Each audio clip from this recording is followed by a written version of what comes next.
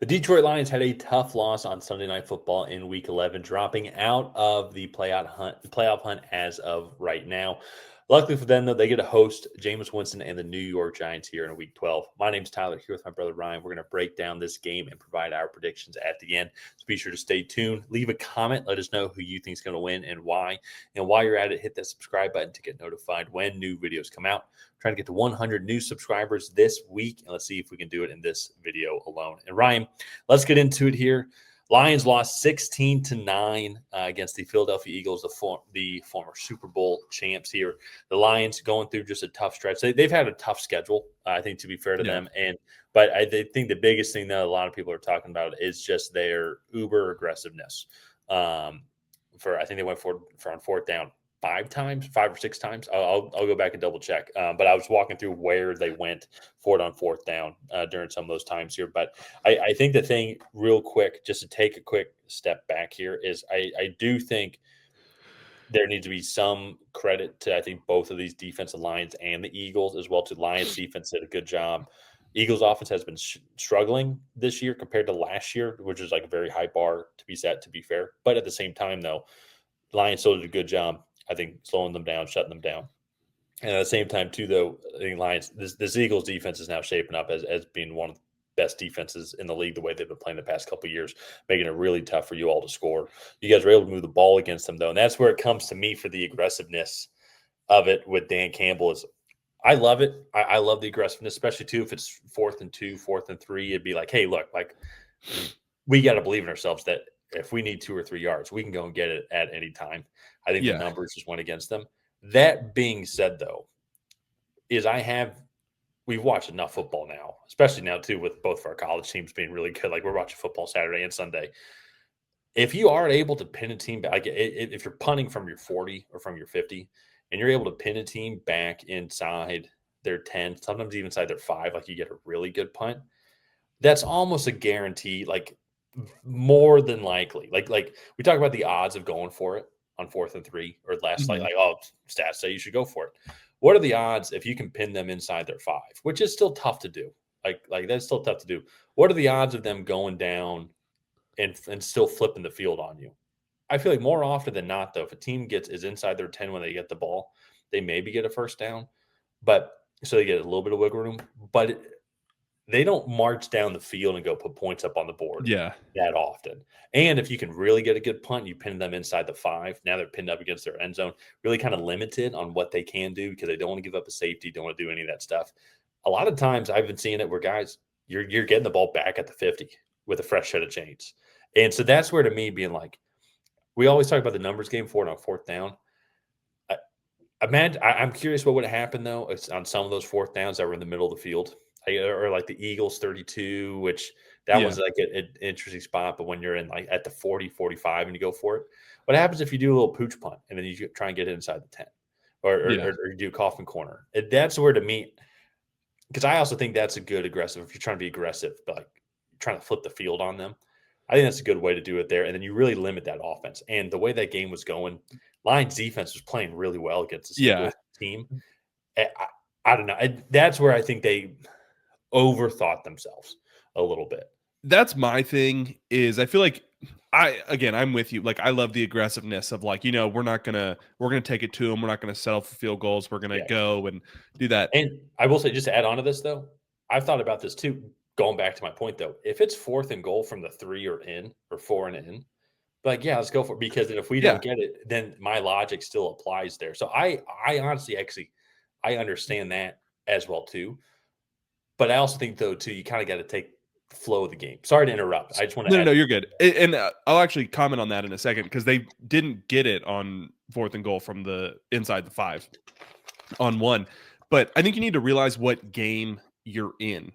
If you're in a shootout, I think that going for it and doing that is much more acceptable. But when you're in an absolute rock fight and field position is playing such a big part in the game, I think that you need to maybe put some of the aggressiveness aside and then actually kind of play that field position game and trust your defense to get you the ball back. Because, as you said, if you can pin them inside the 10, you get a 3 and out.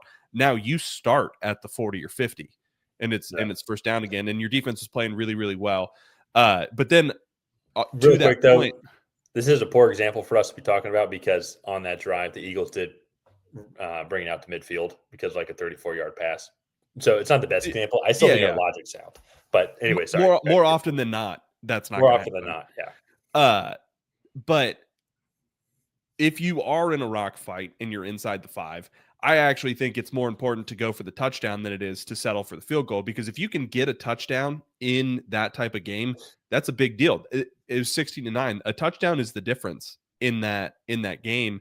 And I think that I don't want to say it was poor coaching by Dan Campbell, because that's what he's been his whole time in Detroit. But I think that Dan Campbell's over aggressiveness it cost them that game. Well, there's a lot of things that go into that game. It's some of those things in too as well is just I think the Eagles defense still played really good, and this kind of correlates into this Giants team because I think the Giants have an extremely good front four as well that is going to be giving the Lions some fits, and the Lions have been a little bit banged up on the offensive line as well too, and so still trying to get that there. But overall, though, nowhere near as good, especially in the back end, as what the Eagles went through. But it's one of those things. Like I understand it's they go by the numbers though, and so it's funny though too. I still stand by my logic. It's just funny that the Eagles did actually bring it out to midfield and flip the field on them, punted it down to the Lions 11. But you go and look at this though, especially the way the game was developing. I mean, it was. I mean, punt, interception, field goal by the Eagles, punt, downs, punt, downs, field goal, touchdown, end of half, which was the kneel down. But downs, punt, downs, punt, like downs, like it was the Lions defense did an amazing job keeping them in that game just because of the uber aggressiveness from the Lions. And I know we're talking about this now though, but then too at the same, like if they are able to make a catch or if they go and get that first down and it just wasn't like just not their night. We're talking about it a totally different way. Like look at the aggressiveness there. So it is we're talking about how they went 5 for 5 from fourth down, and then they scored on all those possessions to blow out the Super Bowl champs. So it does go both ways, I do feel. But like I also think though too, there's sometimes being like, let's pin them back in their corner here, flip the field, get a fresh set of downs, and maybe the ball at the 50 or at about the same spot. So, but I think for this game, though, too, for the Giants, what the Lions need to focus on, the Giants, Jackson Dart, we need to see if he comes back, if he's still in concussion protocol. If not, it's going to be Jameis Winston, who's always just fun to root for. And so this is going to make it a fun game. Lions are going to get several interceptions in this game, but they're going to give up some points, though, because Winston, he's the gunslinger of all. You look at gunslinger in the dictionary, it's Brett Favre and Jameis Winston, and so one of which is a Hall of Famer, and the other one's Brett Favre. So no, I'm just kidding. But it's going to be a unique game. But just in general, though, I think the Giants are so banged up, and the Lions are just a better team. Going to be at home as well too at Ford Field. I'm going with the Lions in this one. Giants can't cause them some problems with that defensive line, but I think they're going to clean some things up here. Jared Goff's going to clean some things up. I bet Jameson Williams, they're going to hit Jameson Williams on that middle crosser where he's going to go run for another touchdown, hug the goalpost, and I bet Amon-Ra St. Brown gets another touchdown. Jahmyr Gibbs goes off. Like it just seems like the matchup as well too, that this Lions offense is going to bounce back and win, which is kind of a big deal too. Well, I'll get the standings here in a second. I want to hear your prediction. Yeah. So the biggest thing for me is the Lions have not lost 2 games in a row in like 3 or 4 years. I think they went on a losing streak to start out. Oh, they went on a losing streak. Well, no. You go a couple years I think they were like 1-5 or 1-6 in 2022 or 2023. Yeah. And since then, I don't think they've lost 2 games in a row. So I'm going with the Lions in this one, but I do think that the Lions, like, they have a big stretch coming up. So the Giants, they're not a slouch because I still think this defensive line is really solid with the 2 pass rushers, Kayvon Thibodeau, Brian Burns. Abdul Carter he missed the first quarter due to a team suspension for sleeping through a meeting. But then go look at the next 3 games for really like 5 out of the next 6 games are massive. They have the Packers, the Cowboys, at Los Angeles, then it's the Steelers, and then they have the Vikings and Bears to close out. To close out the year. So this is a really big game, I think, for them to get on track and get everything going, especially on the offensive side of the ball. Yeah. And I just think it's going to be really important for them to come out, have a good showing, start building momentum for this final third of the year and final playoff push going forward. So I think it's going to be really big for them. This, I will say, I know it's going to look like I know they dominated the Bears in week 2, but it's going to be in Chicago. But that final 3-game stretch is, I don't think, as tough as it looks. Like, the Vikings are not the team that they were. Yeah. The Steelers are a very beatable team, and so are the Bears. You look at how the Bears are winning games, and hey, at this point in the season, I've been saying it with other videos. So to be fair, the Bears just win games. They're finding ways to win games, but.